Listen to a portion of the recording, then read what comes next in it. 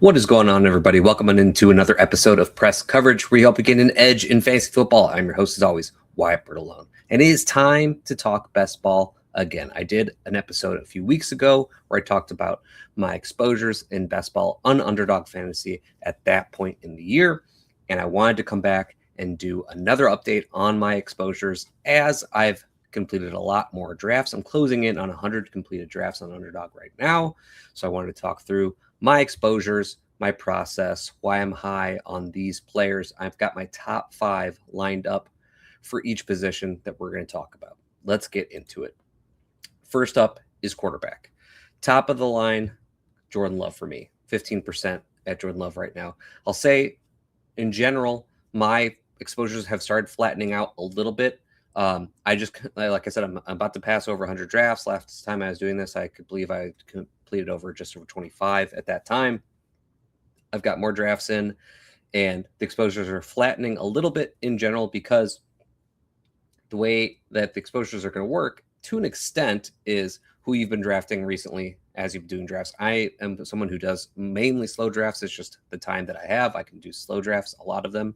If I'm going to do a lot of drafts, I have to slow draft them. So as these drafts are all going on at a similar time and finishing up at a similar time, my exposures are kind of relative to what the drafts I've been doing most recently. So a lot of the stances that I had previously have kind of leveled out. Some other players have now climbed. At quarterback, I tend to be a little bit flatter at my exposures anyways, because a lot of the QBs I draft depends on the players that I'm drafting as I build stacks. And I'm less focused on particular quarterbacks that I target. I target offenses, and then if I can build those stacks, then that quarterback exposure will jump up. Right now, Jordan Love is my top QB, and he is a quarterback that I am targeting, and that's an offense and a passing offense that I'm targeting. You'll see that exposure as I go through some more of these positions as well.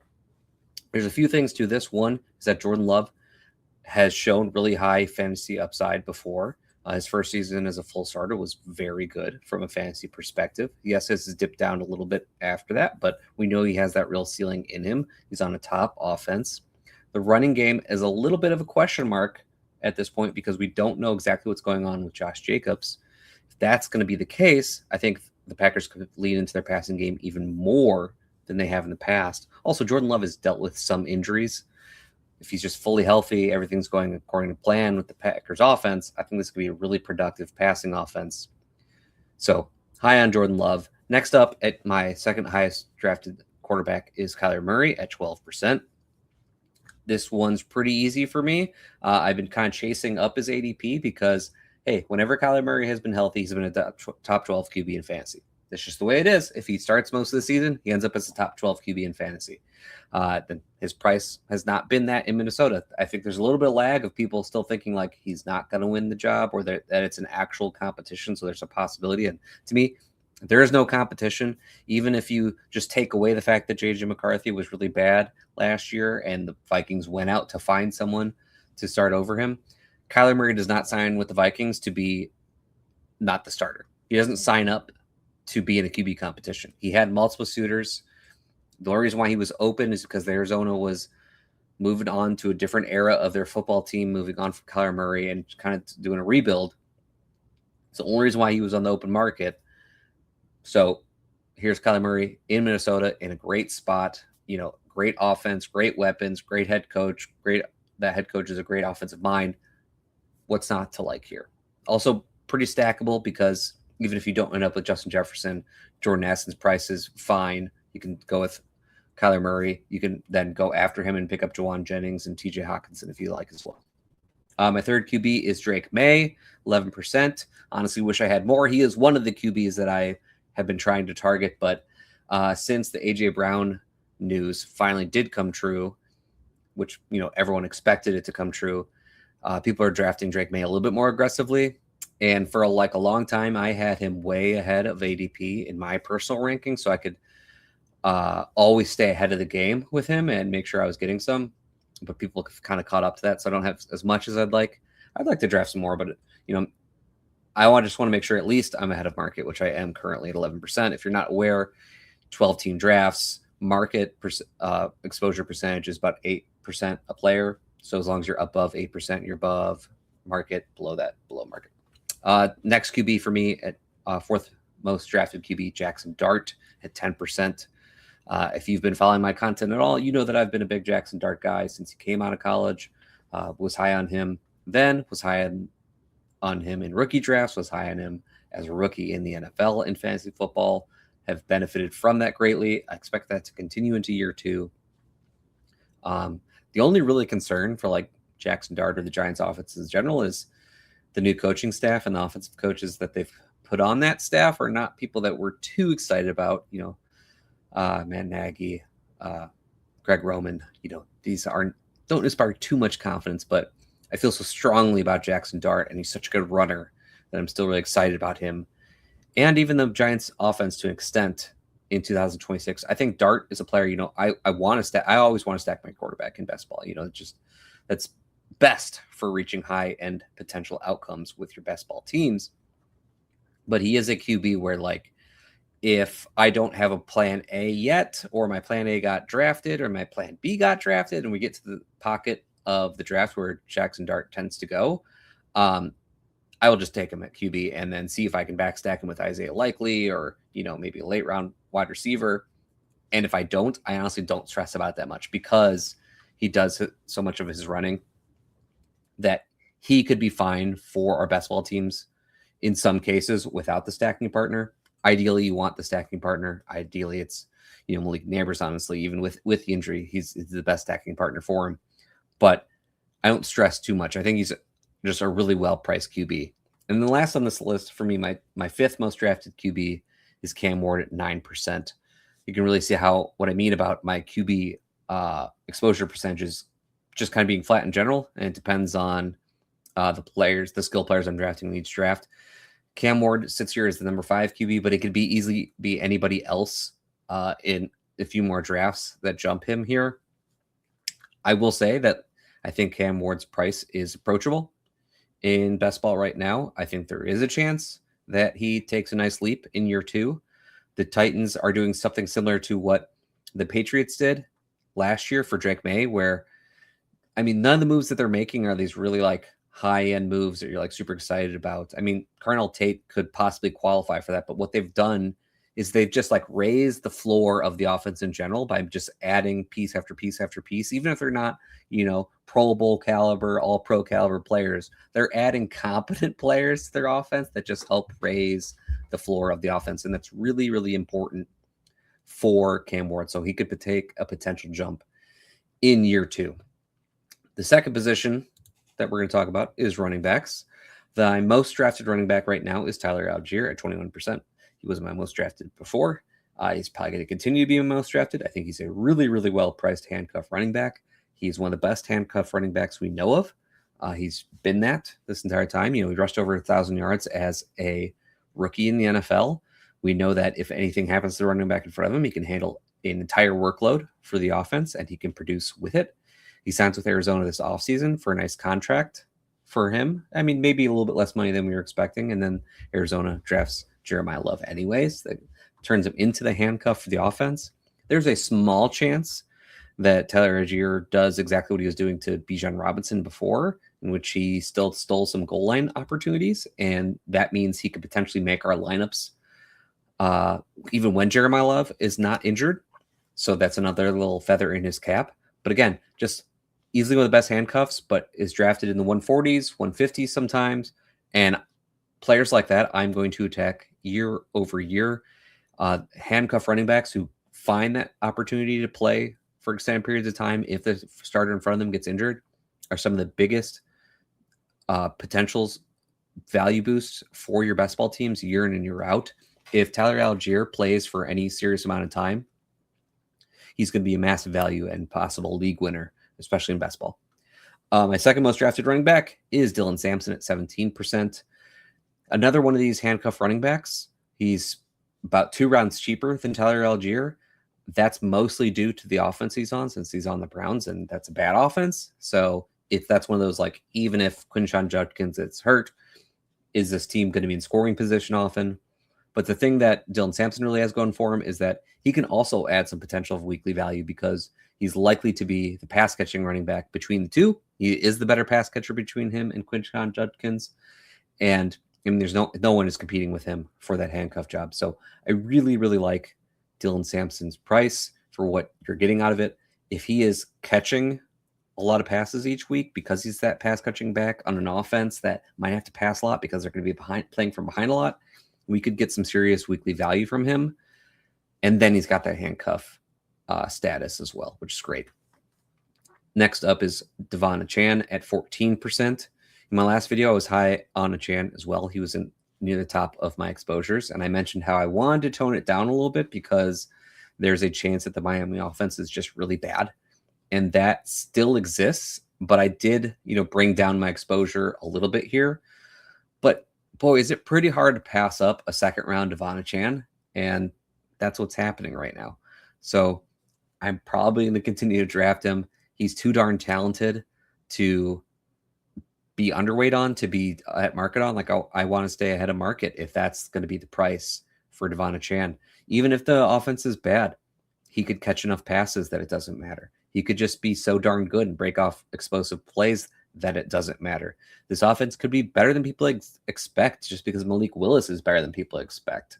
And Devon Achane can get there. So there's actually kind of a lot of outs for him because of what the team discount is doing to his price. After that is Kaytron Allen, also at 14%.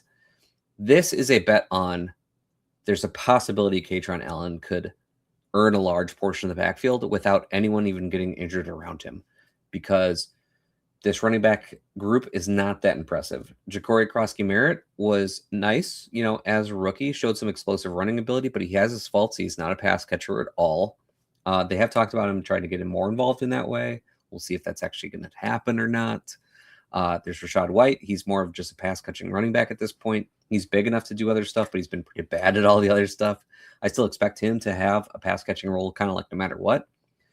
But then after that, it's Jerry McNichols, who honestly is probably going to be a game day active just because of special teams. And those three could be the 3 game day and active running backs. But Kaytron Allen is going to be battling for opportunities. He's going to be battling Ja'Cory Krosky-Merritt for those first and second down opportunities, the short yardage, that kind of stuff. And there's at least a chance that he wins. Kaytron Allen, despite going day 3, I thought was a solid prospect in general. He went a little later than I was expecting in the NFL draft. I wasn't surprised he was a day 3 pick, though, because he doesn't have a lot of explosiveness to his game. He's just kind of a consistent chunk gain runner.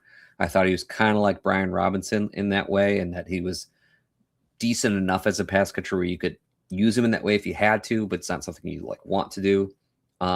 So discount Brian Robinson doesn't sound so bad, so it's possible that he can gain some opportunities in that backfield. Maybe even if it's not right away, maybe as the team is getting down towards the season's end, if Ja'Cory Krosky-Merritt is not playing well enough to start the season or in the beginning of the season, Kaytron Allen can get there at some point. And at a price that he has going in the 190s, I'm going to take the bet just because of the backfield. A little bit of ambiguity going on in the backfield. I'm going to take the bet that Kaytron Allen can carve out some sort of role. And the last in this top 5 is Emmett Johnson, also at 14%. I believe I talked about in the last video that this is another one I was trying to tone down my exposure just a little bit because there's a chance that he's purely a handcuff, but we don't know if he's actually the handcuff. So I wanted to tone it down a little bit.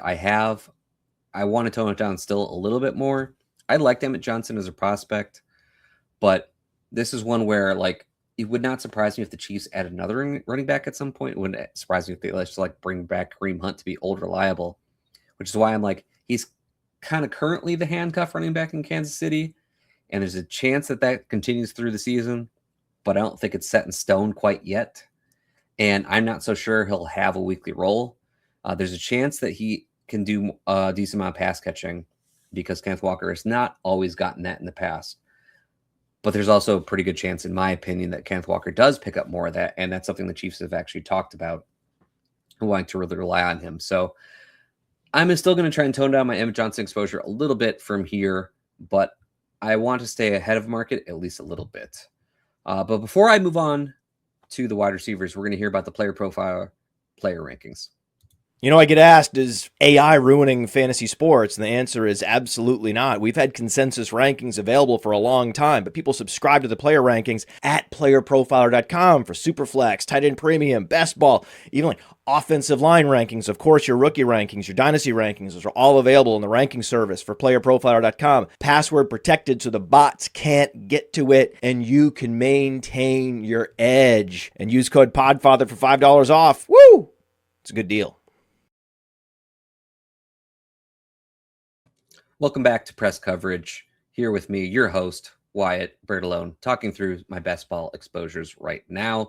If you have not liked and subscribed the video yet, please do so. If you're listening on your favorite podcast platform, rate us 5 stars. Leave us a comment everywhere. Let me know what your top exposures are right now. Who are you targeting or fading in best ball? I would really like to hear from you. But on to wide receivers. My top wide receiver is Casey Concepcion from the Browns, 23%. First off, really talented player. I really liked Casey Concepcion as a prospect. I think he's a really smooth route runner. He's really explosive, really good after the catch, can be used in multiple ways, was used as a runner in college. Like, he has a lot going for him. I think the only thing he has going against him is that he's on the Browns. And I mean, it is a big thing. Like, it's definitely a knock. People are worried about it. I'm worried about it. People should be worried about it because the QB situation is dreadful. But we've seen players come from these bad offenses to be values where the hate of the offense is too much, and the players get discounted too much because of it. This is just a pure bet on talent. This is something we talk about in Dynasty a lot, where it's like, bet on the talent, not on the situation, because talent can shine through and situations can change. And I think that could be true even for best ball situations when we've got players like this, like Casey Concepcion, who's really talented, first round pick, but goes in the hundreds, when he's being drafted in the 9th, 10th, 11th round sometimes. I'm going to consistently attack that wide receiver, especially one that I think is as talented as Casey Concepcion. The Browns offense might be bad. Yeah, they're probably going to be bad. They also might be one of these teams that can be fun bad because they're playing from behind all the time, throwing the ball a lot of targets to go around. The only other target earner on the offense that we know for sure is Harold Fan Jr., who I think is a really good player. And I think he's going to get his. And then we'll see what Denzel Boston is as well. Reports are that Denzel Boston's looking great in camp right now. But in the passing offense, this could be an offense that just consolidates to the only players who matter in the passing game. Like, why would you be worried about Isaiah Bond and players like that? Why would you even be trying to draw plays for them? I really think this offense is going to condense to Fannin, to Concepcion, and then maybe Denzel Boston as well. And there's a chance there's enough pass attempts that we get a couple values from that. My next up wide receiver is Antonio Williams, also at 23%. Another player, really liked the prospect profile, and I thought he went to a really good situation. He might be Jaden Daniels' number 2 target in the offense. He's definitely the number 2 wide receiver at this point. The only real worry is, does Brandon Ayuk sign with them, and does he have anything left? And I think those are a bunch of ifs to get to that point, because that's really the only knock for Antonio Williams at this point, if you liked him as a prospect at all, because he's going really cheaply. He's going high 150s, 160s right now. So the price is cheap, really approachable. And I think it's only held down by a looming Brandon Ayuk signing. And Ayuk first has to get out of his contract with San Francisco. Then the Commanders have to sign him, which it seems likely if he's available, but we don't know for sure. And then Brandon Ayuk has to be good again, which we haven't seen in a long time. If everyone forgets, he's still recovering from a knee injury. We haven't seen him in over a year because of a really devastating knee injury. What does he even have left? I don't know.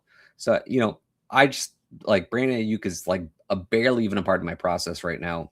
I'm just going to stay true to Antonio Williams, who I thought of as him as the prospect in a good situation.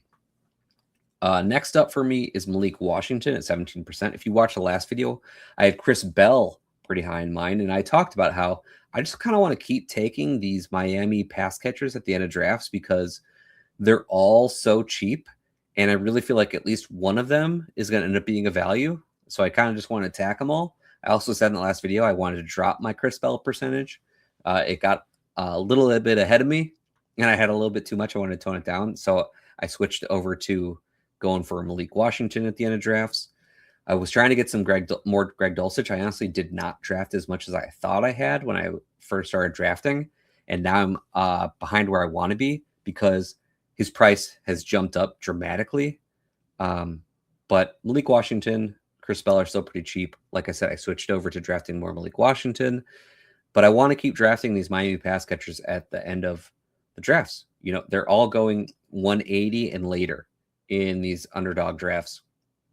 And one of them could easily outplay that price, if not a couple of them. It doesn't even have to be, like massive production. Like we get 10 points per game from any of them, and that's a big win, especially for Greg Dulcich. But even for the wide receivers, if we get 10 points per game from that price, fantastic.